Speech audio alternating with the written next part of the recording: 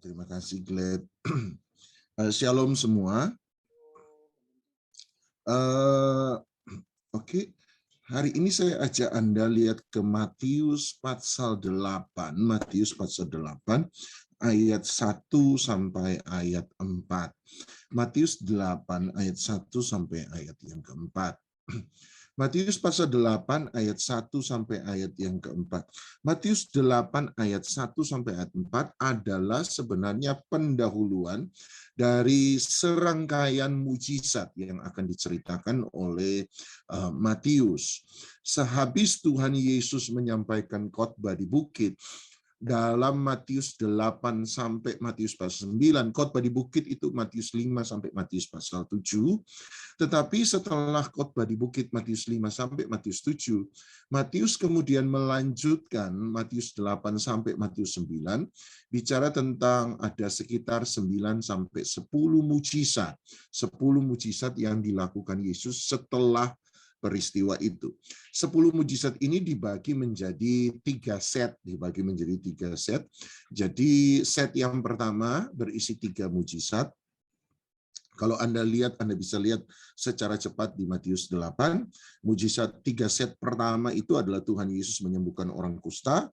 Kemudian yang kedua, Tuhan Yesus menyembuhkan hamba seorang perwira di Kapernaum.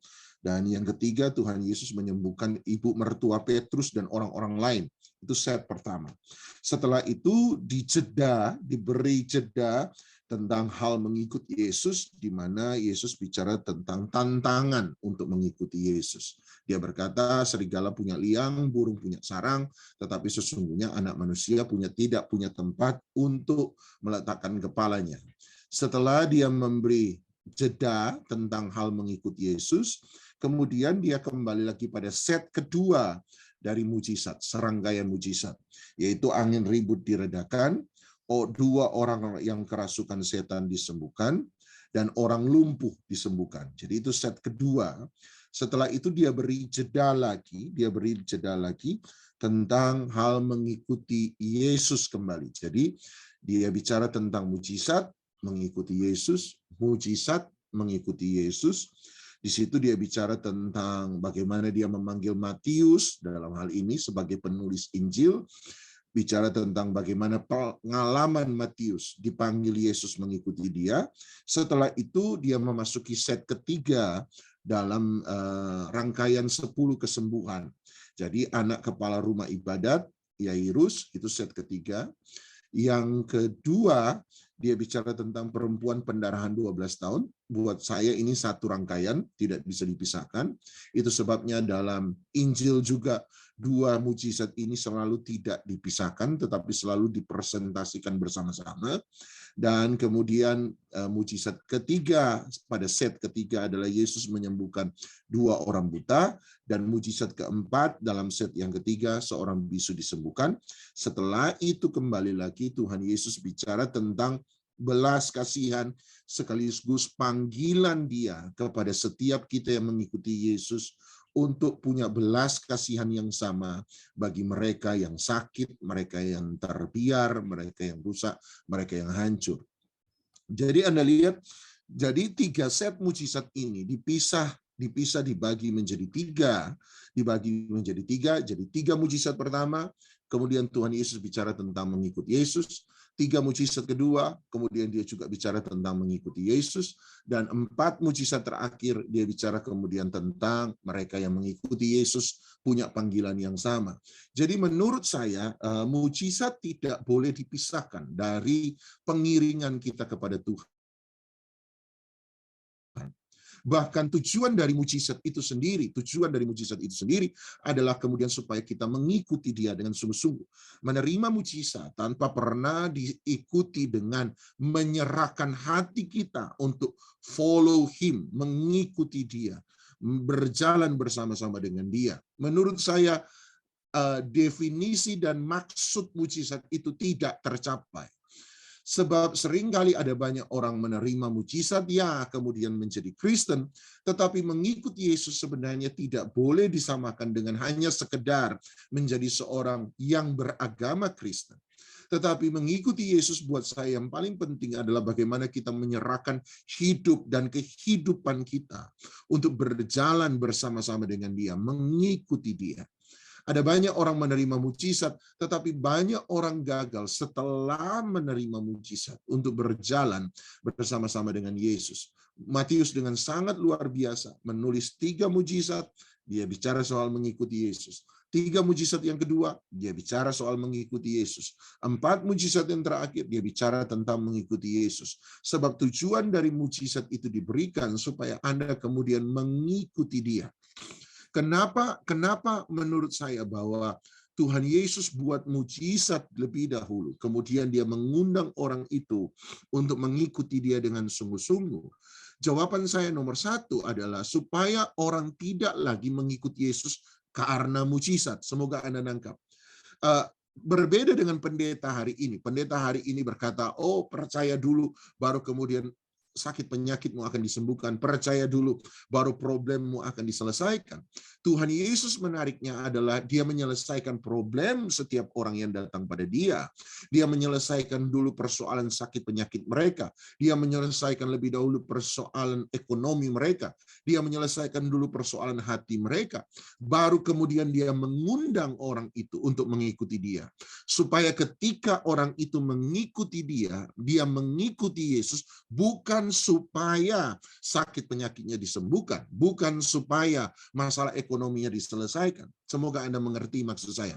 Maksud saya sekali lagi, berbeda dengan kita hari ini, kita suruh orang percaya Tuhan lebih dahulu, baru kemudian kita berkata, oh supaya kamu percaya Yesus lebih dahulu, baru mujizat akan terjadi. Sehingga tidak heran orang mengikuti Yesus supaya mereka bisa memperoleh mujizat. Sebab kita berkata, percaya Yesus dulu, baru kemudian mujizat jadi. Tidak heran orang kemudian menjadi percaya demi mendapatkan mujizat. Berbeda dengan apa yang dipresentasikan oleh Matius. Matius menunjukkan Yesus buat mujizat lebih dahulu, baru kemudian dibicara tentang mengikuti Yesus. Yesus buat mujizat dulu, baru Dia kemudian mengundang mereka untuk mengikuti Yesus. Yesus buat mujizat lebih dahulu, baru kemudian Dia mengajak mereka untuk masuk terlibat sebagai penuai-penuai akhir zaman. Dia selesaikan masalah persoalan mereka lebih dahulu, baru kemudian Dia mengundang mereka untuk mengikuti Dia, supaya kalau seseorang mengikuti Yesus bukan lagi karena tersandera kepentingan mereka. Orang mengikuti Yesus bukan karena supaya mereka bisa mendapatkan sesuatu dari Yesus. Supaya karena Yesus sementara menahan, oh kalau kamu tidak buat ini, aku tidak akan memberi apa yang kamu butuhkan.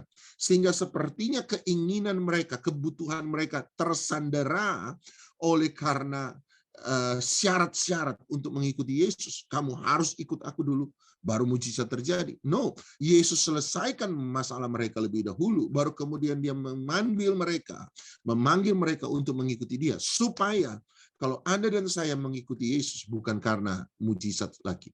Kita mengikuti Yesus benar-benar karena kita sudah mengalami mujizat. Karena kita menjadi percaya dengan pengalaman-pengalaman mujizat yang kita alami. Nah, oleh sebab itu saya berdoa hari ini kita benar-benar mengikuti Yesus bukan lagi karena apa yang Tuhan Yesus akan perbuat bagi kita, tetapi kita mengikuti Yesus karena apa yang sudah Yesus perbuat bagi Anda dan saya.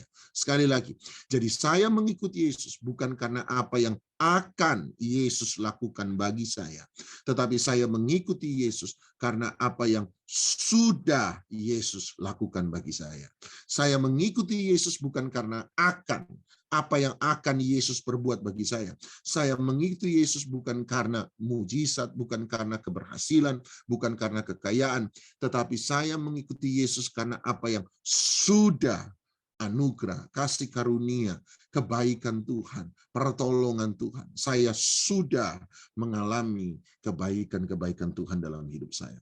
Nah, mari saya ajak Anda untuk lihat sekali lagi Matius pasal 8 ayat 1 sampai ayat yang keempat. Matius 8 ayat 1. Setelah Yesus turun dari bukit. Jadi Matius pasal 5 sampai Matius pasal 7 bicara tentang Tuhan Yesus memberikan khotbah di bukit. Dan setelah Yesus selesai memberi khotbah di bukit, dia turun dari bukit. Orang banyak berbondong-bondong mengikuti dia. Ayat 2. Maka datanglah seorang yang sakit kusta kepadanya, lalu sujud menyembah dia dan berkata, Tuhan, jika Tuhan mau, Tuhan dapat mentahirkan aku. Lalu Yesus mengulurkan tangannya, menjamah orang itu dan berkata, aku mau, jadilah engkau tahir. Seketika itu juga tahirlah orang itu daripada kustanya. Lalu Yesus berkata kepadanya, ingatlah, janganlah engkau memberitahukan hal itu kepada siapapun, tetapi pergilah, perlihatkanlah dirimu kepada para imam, dan persembahkanlah dirimu kepada para imam, persembahan yang diperintahkan Musa sebagai bukti bagi mereka. Sampai situ saja. Alkitab berkata, setelah Yesus turun dari bukit, garis bawahi kata turun dari bukit, ada banyak orang berbondong-bondong untuk mengikuti dia. Nah, berarti Matius 8 ayat 1 sampai 4, mujizat Tuhan Yesus menyembuhkan orang kusta tidak boleh dilepaskan dari konteks sebelumnya. Konteks sebelumnya apa? Yesus mengajar di atas bukit. Dan dalam pengajaran Tuhan Yesus di atas bukit, Matius 7 ayat 28, Anda boleh lihat Matius 7 ayat 28 sampai 29. Selesai Yesus memberitahukan tentang khotbah di bukit, ditutup dengan satu feedback, ditutup dengan satu reaksi yang diberikan oleh pendengarnya.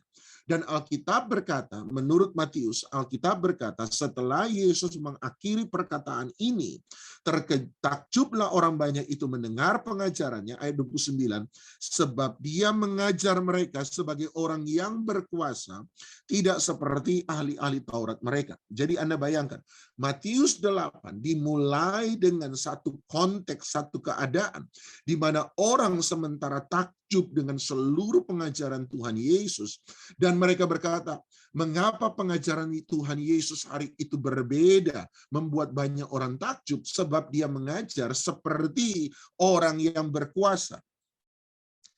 Ini yang menarik.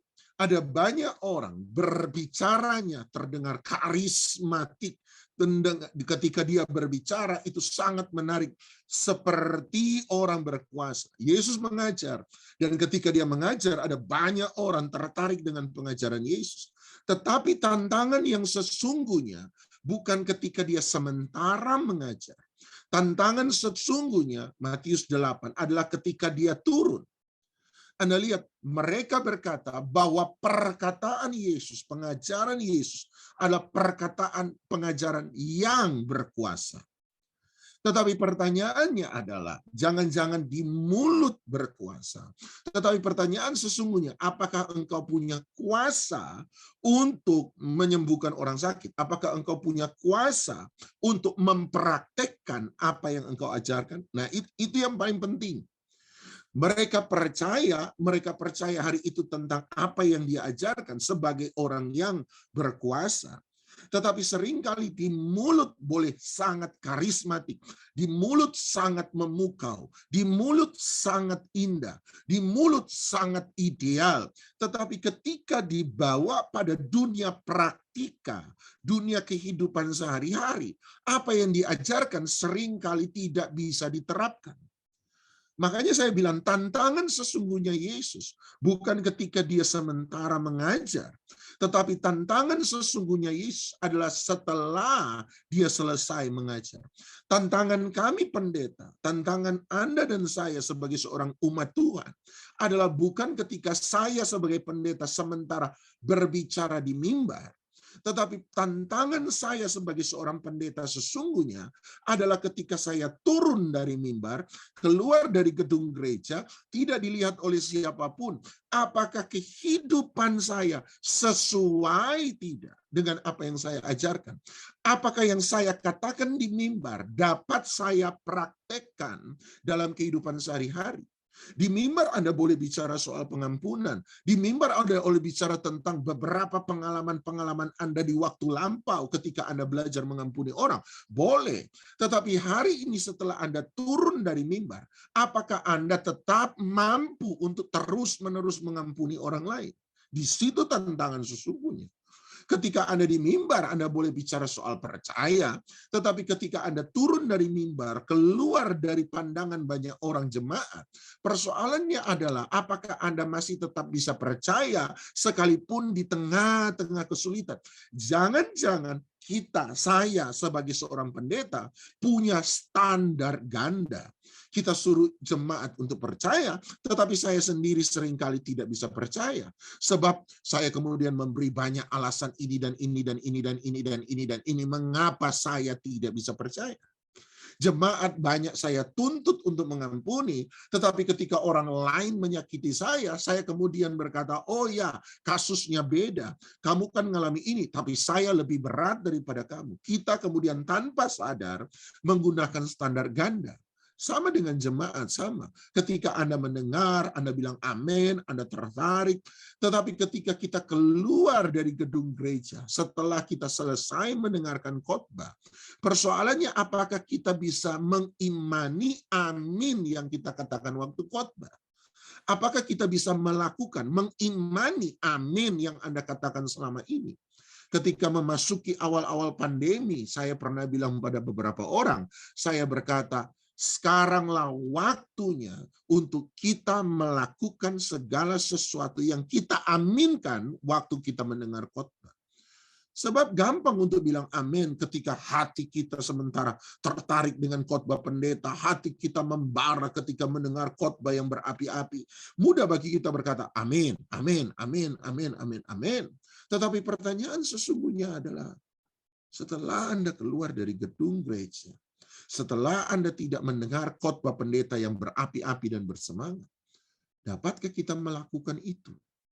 Dan Yesus membuktikan bahwa dia bukan hanya berkuasa dalam perkataan, tetapi dia punya kuasa dan otoritas dalam melakukan. Wow, saya berdoa kita bukan hanya punya kuasa dalam mengatakan, tetapi kita juga punya kuasa untuk melakukan. Nah, kemudian orang kusta ini datang pada Yesus. Ini buat saya menarik, Berarti jangan-jangan kenapa dia datang setelah peristiwa Tuhan Yesus bicara khotbah di bukit? Kenapa? Jangan-jangan dia mendengarkan dari jauh. Sebentar.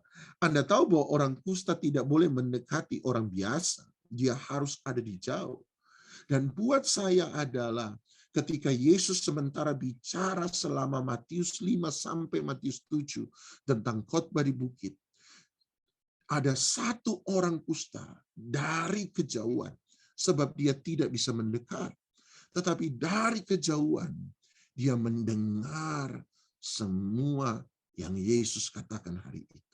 Dia mendengar dari jauh. Dan menurut saya ketika dia mendengar, imannya timbul. Itu sebabnya ketika Tuhan Yesus turun dari gunung, dia mendapati Tuhan Yesus dan berkata kepada Tuhan Yesus, Tuhan, jikalau Tuhan mau, Tuhan dapat mentahirkan aku. Mari kita renungkan baik-baik kalimat sederhana ini. Jika engkau mau. Berarti Anda lihat problem sesungguhnya dari orang kusta ini bukan problem mempercayai bahwa Yesus tidak berkuasa. Dia percaya Yesus berkuasa. Persoalannya bagi dia cuma satu.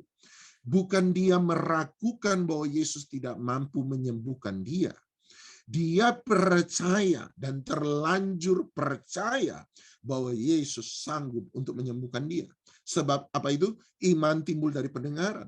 Selama 2 pasal Matius 5 sampai Matius, dia mendengar pengalaman, dia mendengar khotbah Yesus, pengajaran Yesus, dan dia menjadi percaya pada Yesus. Sama seperti Matius 7, 28-29, orang banyak percaya bahwa Yesus orang yang berkuasa sebab dia mengajar dengan kuasa. Sama, orang kusta ini percaya Yesus berkuasa karena dia percaya pengajaran Yesus adalah pengajaran yang berkuasa. Itu sebabnya problem orang kusta ini tidak pernah terletak pada kemampuan Yesus untuk menyembuhkan seseorang. Jadi problem orang kusta ini tidak terletak pada kuasa Yesus yang mampu menyembuhkan seseorang. Dia percaya pada kuasa itu. Dia percaya pada kemampuan Yesus. Kalau begitu problemnya apa? Dia berkata, jikalau engkau mau. Nah, jadi persoalannya bukan terletak pada kuasa Yesus. Dia percaya Yesus berkuasa. Persoalannya ada pada satu hal. Apakah Tuhan mau? Tuhan berkuasa, ya. Tapi pertanyaannya adalah, apa Tuhan mau menyembuhkan saya? Apakah Tuhan baik untuk saya? Ya, Tuhan baik, tapi Tuhan mungkin baik untuk sebagian orang.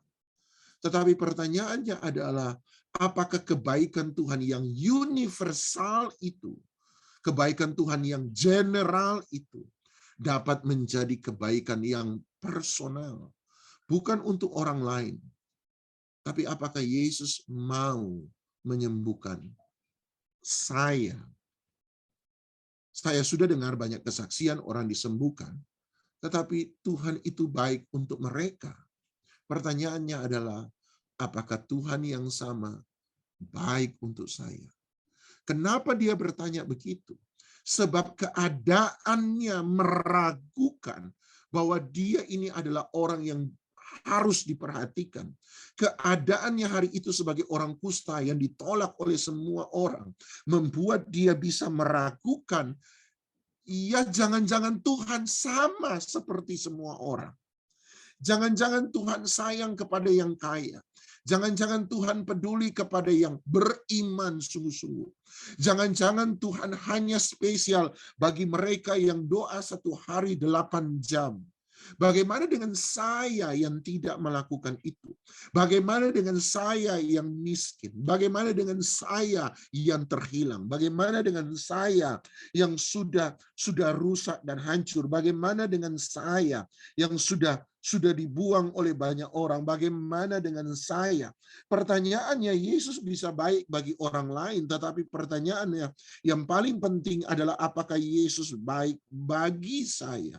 Anda lihat, buat saya kita punya hubungan dengan Tuhan, kita memiliki hubungan dengan Tuhan, bukan karena kita tahu Tuhan berkuasa. Saya membangun hubungan dengan Tuhan, nomor 1, karena saya percaya Tuhan itu baik untuk saya. Sekali lagi, saya membangun hubungan dengan Tuhan bukan karena saya tahu, bukan karena saya tahu Tuhan berkuasa, tetapi saya membangun hubungan dengan Tuhan karena saya tahu Tuhan baik bagi saya. Saya percaya Tuhan bukan karena kemahakuasaan Tuhan. Ya, Tuhan itu maha kuasa. Tetapi saya percaya Tuhan karena saya harus tahu bahwa nomor 1 Tuhan yang maha kuasa itu baik untuk saya.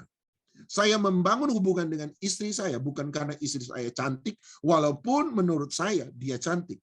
Saya membangun hubungan dengan istri saya bukan karena dia kaya.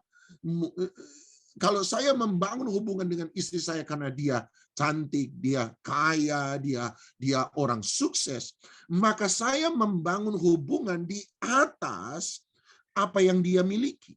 Saya membangun hubungan dengan apa yang dia miliki, bukan dengan dirinya.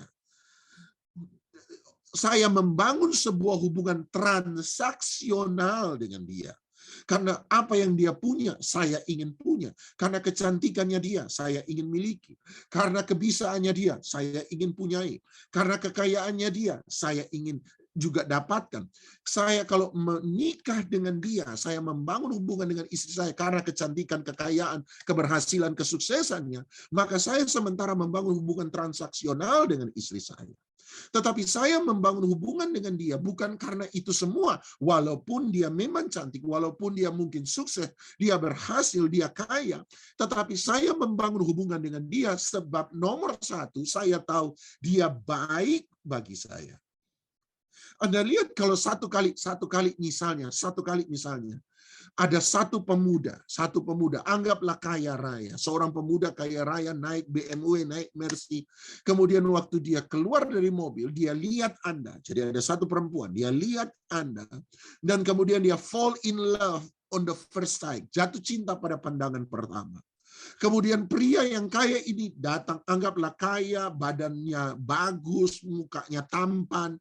Kemudian dia datang pada Anda. Kemudian waktu dia datang pada Anda, di depan Anda, dia langsung berlutut pada Anda. Dia langsung berlutut sambil bawa cincin dan berkata, "Oh, I love you, aku cinta pada kamu pada pandangan pertama. Will you marry me?" Maukah engkau menikah dengan aku? Pandangan pertama. Pertanyaan saya sederhana. Kalau Anda jadi perempuan yang dilamar oleh laki-laki sukses berhasil kaya, mukanya tampan, badannya bagus, kemudian dia datang berlutut di depan Anda dan berkata, "Will you marry me?" pada pandangan yang pertama. Pertanyaan saya, Anda terima atau tidak terima? Kalau Anda sampai terima, menurut saya ada sesuatu yang salah dengan Anda. Ada yang salah dengan Anda. Kenapa? Sebab kamu tidak tahu siapa dia. Dia boleh kaya, dia boleh tampan, badannya boleh bagus. Bilang sama Anda, "Will you marry me?" Tapi ternyata gila. Ayo, tanggung jawab sendiri. Atau kemudian nggak gila, sadar waras, tetapi ternyata tukang pukul orang, tukang pukul perempuan. Anda mau terima? Anda nggak pernah tahu itu. Kalau toh Anda tertarik dengan dia, Anda tidak akan berkata yes, Anda akan berkata, "Mari kita berhubungan lebih dahulu." Sebab pernikahan bukan karena apa yang orang itu miliki. Saya membangun hubungan dengan seseorang bukan karena apa yang dia punyai, tetapi saya membangun hubungan dengan seseorang nomor satu karena saya harus tahu dia baik bagi saya. Jangan-jangan dia memperlakukan saya sama seperti perempuan-perempuan lain yang dia temui. Jangan-jangan dia laki-laki mata keranjang. Mungkin dia senang selingkuh, tukang selingkuh. Anda kan nggak pernah tahu.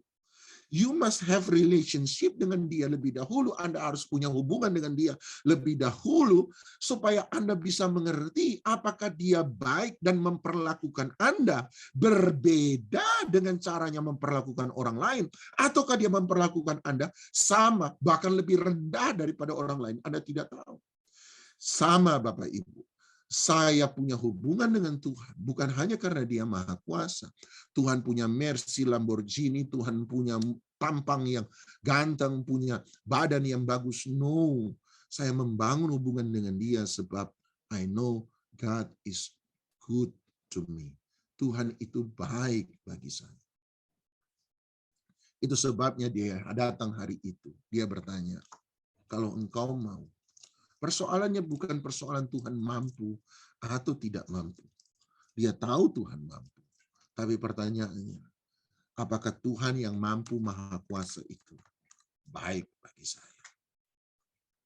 Kenapa dia bertanya begitu? Ya, sebab dia sudah ditolak banyak orang. Dia sudah dikecewakan oleh banyak orang. Itu sebabnya dia ada dalam rasa tidak percaya. Jangan-jangan Yesus akan sama seperti orang lain. Kalau Anda pergi ke Hakim-Hakim pasal 6, dan saya tutup dengan ini. Hakim-Hakim pasal 6. Satu kali malaikat Tuhan datang kepada seorang yang bernama Gideon.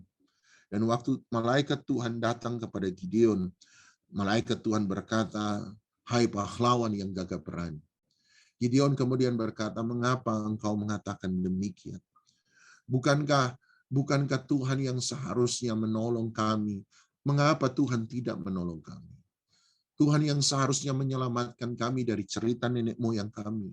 Tetapi Tuhan mengapa membiarkan kami ada dalam persoalan yang berat, ditekan, ditindas, dijajah, dirusakkan, dihancurkan oleh bangsa-bangsa di sekitar kami." Kemudian Tuhan berkata kepada Gideon satu kalimat sederhana, "Itu sebabnya aku menggunakan engkau, mau memakai engkau untuk menyelamatkan bangsa ini." Gideon pertama protes. Kenapa Tuhan yang hari ini dia jumpai adalah Tuhan yang tidak peduli dengan kami? Kami dibiarkan, kami tertindas. Kemudian Tuhan berkata, "Ya, itu sebabnya aku mau pakai kamu untuk menyelamatkan bangsa ini. Perhatian bagi yang tukang protes, hati-hati. Apapun yang Anda protes, satu kali Tuhan akan pakai supaya Anda menyelesaikan masalah yang Anda lihat. Tuhan akan, kalau kamu protes soal gereja, harus begini, harus begitu. Lama-lama Tuhan berkata, oke, saya pakai kamu untuk menyelesaikan masalah di gereja. Wah, hati-hati. Biasanya mereka yang suka protes, dia kemudian pakai dan berkata, oke, kamu yang selesaikan. Dan itu yang terjadi dengan Gideon. Aku memanggil kamu. Itu sebabnya untuk menyelamatkan bangsa ini. Tapi Anda lihat jawaban Gideon. Lihat pada Hakim-Hakim pasal 6. Hakim-Hakim pasal 6 ayat 14 mulai. Hakim-Hakim 6 ayat 14. Dia berkata, lalu berpalinglah Tuhan kepadanya dan berfirman, pergilah dengan kekuatanmu ini dan selamatkanlah orang Israel dari cengkraman orang Midian. Bukankah aku mengutus engkau? Tadi kamu kan protes, sekarang aku mengutus engkau. Selamatkan bangsa ini dari orang Midian. Lihat jawaban Gideon, ayat 15. Tetapi jawabnya kepadanya, Tuhanku, dengan apakah akan kuselamatkan orang Israel? Lihat alasan. Ketahuilah, kaumku adalah yang paling kecil di antara suku Manasya, dan aku pun seorang yang paling muda di antara kaum keluargaku. Menarik sekali ketika Gideon berkata, kaumku yang paling kecil. Dalam bahasa Inggris, dalam salah satu terjemahan dia berkata, my family is the poorest. Keluargaku adalah yang paling miskin. Anda lihat keadaan seseorang bisa membuat seseorang menjadi tidak percaya pada Tuhan. Tuhan berkata, Gideon, aku mau pakai engkau. Gideon berkata, masa Tuhan mau memakai aku? Bukankah Tuhan hanya pakai orang-orang hebat, orang-orang kuat, orang-orang besar, orang-orang luar biasa? Bukankah Tuhan hanya peduli pada mereka yang kaya, mereka yang pintar bicara, mereka yang sukses, mereka berhasil? Sementara, kata Gideon, bukankah keluargaku yang paling miskin? Orang kusta itu datang pada Yesus. Will you, maukah engkau? Sebab aku tahu engkau mau untuk orang kaya. Aku tahu engkau mau buat itu bagi orang yang berhasil. Aku tahu engkau mau pakai orang hebat. Aku tahu engkau mau pakai orang luar biasa. Tapi bagaimana dengan kami yang terbuang? Bagaimana dengan kami yang rusak? Bagaimana dengan kami yang hancur? Will you, maukah engkau? Hari itu Yesus berkata, aku mau. Sampai hari ini jawaban Yesus masih tetap sama. Aku mau. Itu sebabnya dia tidak mati untuk orang kaya. Dia tidak mati hanya untuk orang sukses. Dia tidak mati hanya untuk orang berhasil. Dia mati untuk semua orang. Siapapun Anda, apapun keadaan Anda, mujizatnya bukan hanya untuk mereka yang hebat. Mujizatnya bukan hanya untuk mereka yang sementara banyak berdoa, mereka yang melayani. Mujizatnya untuk Anda. Tapi keluargaku miskin. Mujizatnya untuk Anda. Tapi saya tidak mampu. Mujizatnya untuk Anda. Tapi saya sudah tertolak. Mujizatnya tetap untuk Anda. Tapi saya tidak punya apa-apa untuk balas kebaikan Tuhan. Mujizatnya untuk Anda. Tapi saya bukan orang hebat. Mujizatnya untuk Anda. Tapi saya tidak pintar nyanyi. Mujizatnya untuk Anda. Tapi saya sudah buat banyak dosa. Mujizatnya tetap untuk Anda. Tapi saya sempat lemah. Saya sempat jauh dari Tuhan. Mujizatnya tetap untuk Anda. Tapi saya sudah tidak bisa percaya. Mujizatnya tetap untuk Anda. Yesus berkata, aku mau. Ambil kalimat ini, masukkan dalam hati Anda dalam-dalam. Yesus bilang, aku mau. Tuhan, maukah Tuhan sembuhkan aku? Aku mau. Maukah Tuhan tolong aku? Aku mau. Maukah Tuhan jamah aku? Aku mau. Maukah Tuhan angkat aku? Aku mau. Jawabannya masih sama. Aku mau. Mari ambil roti di tangan kanan Anda.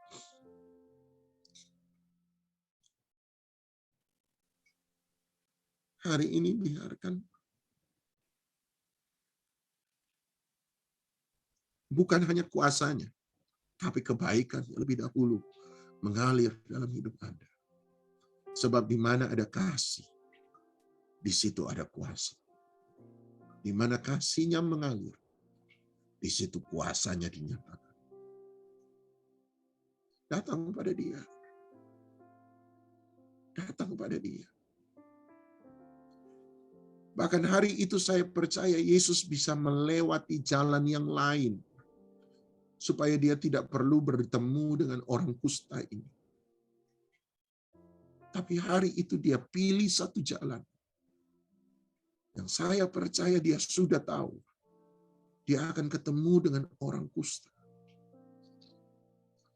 Kita pikir kita yang cari Yesus. Kita pikir kita yang temukan Yesus. Tapi saya percaya dalam mata Allah, Dialah yang sengaja datang menghampiri engkau, supaya engkau bisa bertemu dengan Dia. Yesus sengaja, saya percaya, memilih satu jalan. Dia bisa turun dari utara, Dia bisa turun dari selatan, Dia bisa turun dari tempat lain. Tapi hari itu Dia sengaja melewati jalan yang Dia tahu ada orang kusta di sana. Dan hari itu Dia berjumpa dengan sang kusta. Will you?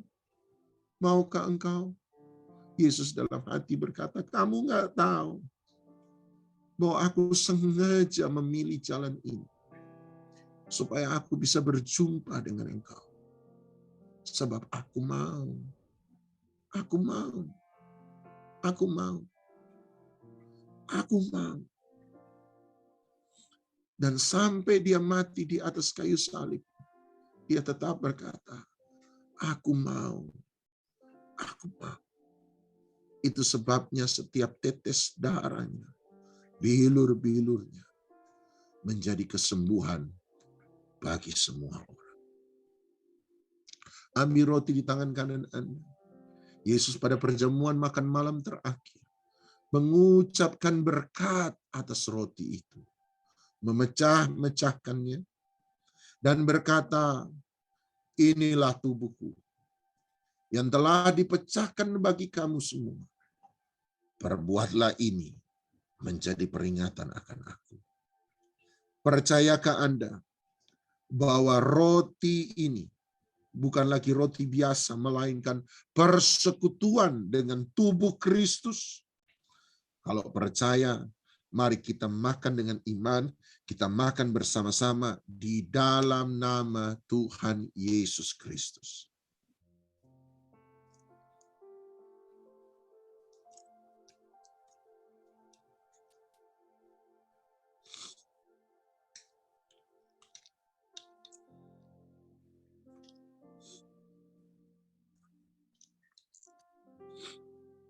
Angkat cawan di tangan kanan Anda.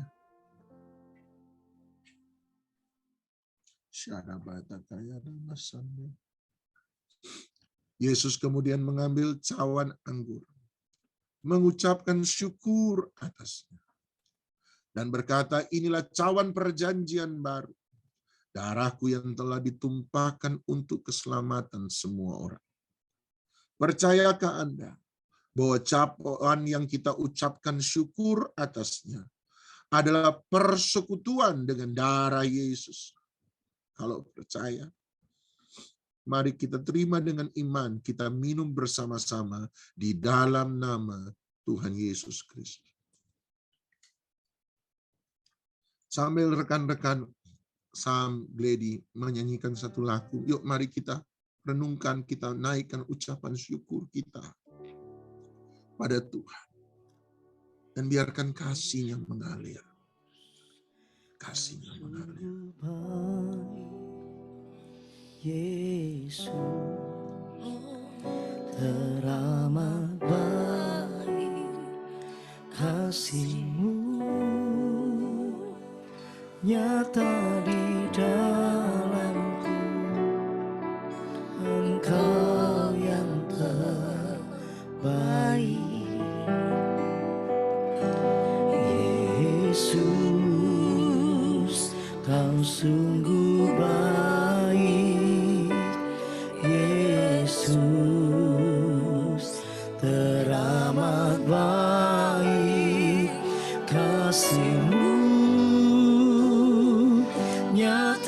di dalamku, Engkau yang terbaik. Sekali lagi katakan, Yesus, Kau sungguh baik. Yesus, teramat baik. Kasih-Mu nyata di dalamku, Engkau yang terbaik. Katakan, Yesus, Kau sungguh baik. Yesus, teramat baik. Kasih-Mu nyata di dalamku, Engkau yang terbaik.